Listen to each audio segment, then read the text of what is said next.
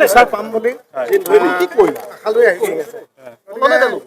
মহামান্য আদালতৰ পাম সেয়াই বিচৰা ধৰণে শাস্তি কেপিটেল পানিছমেণ্ট যিটো বিচাৰি আছোঁ আমি সকলোৱে, গতিকে সেইটোৱে পাম বুলি আশা লৈ পেলাই আজি ন্যায়ালয়ত আহিছোঁ। এইবিলাক কৈছে আপোনালোকৰ পক্ষত যে মৃত্যুদণ্ড বিচাৰিব, আপোনালোকেও নাই, এইটোতো হয়েই, তেওঁলোকৰ মৃত্যুদণ্ড প্ৰাপ্য। আচলতে সেইটোৱে উকিলেও মানে অধিবক্তাৰ ফালৰ পৰাও সেইটো আহিছে আৰু তেওঁলোকে শুনানি কালত সেইটো বিচাৰিছিলে বা তেনেকুৱা ধৰণৰ যুক্তি প্ৰদৰ্শন কৰিছিলে।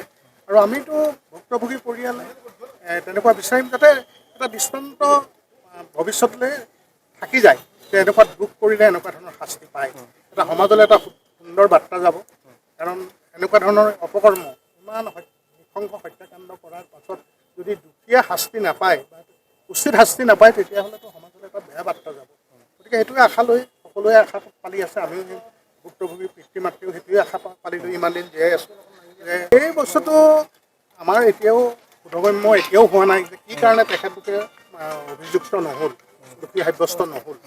গতিকে সেইটো ইয়াত আমাৰ ছেছন কোৰ্টত তেওঁলোকে দোষমুক্ত হ'ল, কিন্তু এটা পৰ্যায় আছে যে আমি হয়তো উচ্চ ন্যায়ালয়ত দ্বাৰস্থ হ'ব পাৰোঁ।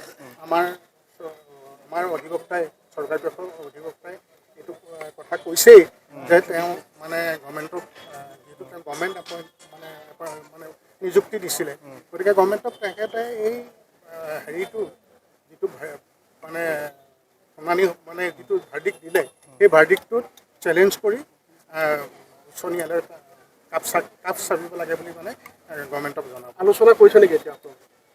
সেইদিনাই অকণমান আলোচনা কৰিছিলোঁ, তেখেতৰ মনোভাৱটো জানিছিলোঁ আৰু আমাৰ মনোভাৱটো তেওঁক জনাইছিলোঁ।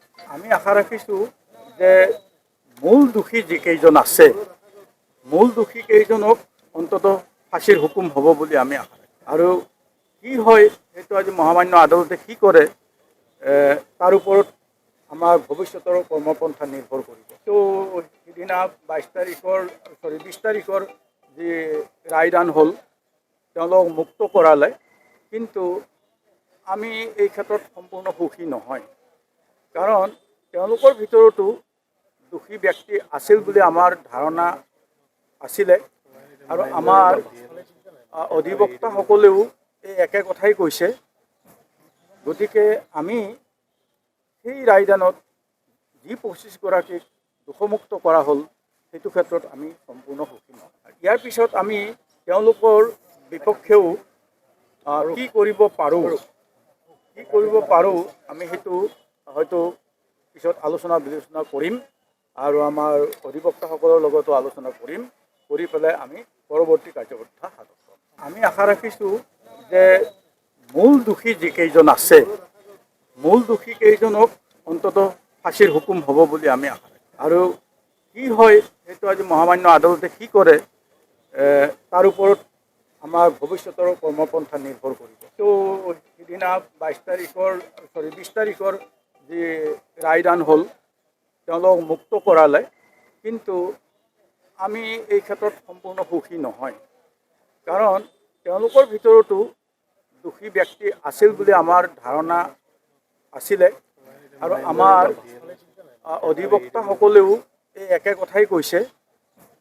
গতিকে আমি সেই ৰায়দানত যি 25 গৰাকীক দোষমুক্ত কৰা হ'ল সেইটো ক্ষেত্ৰত আমি সম্পূৰ্ণ সুখী নহয়। ইয়াৰ পিছত আমি তেওঁলোকৰ বিপক্ষেও কি কৰিব পাৰোঁ আমি সেইটো হয়তো পিছত আলোচনা বিবেচনা কৰিম আৰু আমাৰ অধিবক্তাসকলৰ লগতো আলোচনা কৰি পেলাই আমি পৰৱৰ্তী কাৰ্যপন্থা হাতত ল'ম। যিকোনো খবৰৰ বাবে যোগাযোগ কৰক আমাৰ এই নম্বৰত 9181 307 221।